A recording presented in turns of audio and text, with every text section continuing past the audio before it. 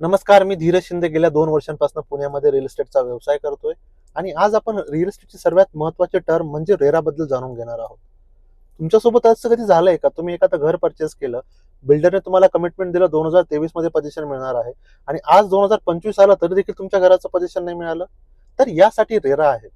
RERA म्हणजे real estate regulatory authority.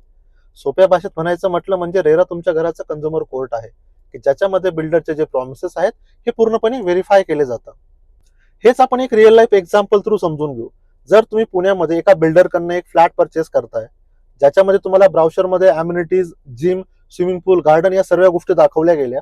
Position डेटही तुम्हाला 2024 सांगितली गेली, पण 2026 आला तरी तुमच्या घराचं पोझिशन नाही मिळालं, तर तुम्ही रेरामध्ये कंप्लेंट फाईल करू शकता. याच्यामध्ये बिल्डरला तुम्हाला पॅनल्टी पे करावी लागते आणि लिगल रूपी पूर्णपणे बिल्डर जबाबदार असतो. तर याच्यामध्ये बिल्डरचा फायदा कमी मित्रांनो, तुमचा हक्क जास्त आहे. म्हणून फ्लॅट बघताना हा एक प्रश्न नेहमी विचारा की हा प्रोजेक्ट रेरा रजिस्टर्ड आहे का नाही. कारण मित्रांनो, ब्राउचर खूप सुंदर असतं, पण रेरा रजिस्टर्ड असेल तर आपली डील सुरक्षित असते. तर अशाच इंटरेस्टिंग आणि इन्फॉर्मेटिव्ह व्हिडिओसाठी आम्हाला फॉलो करा. धन्यवाद.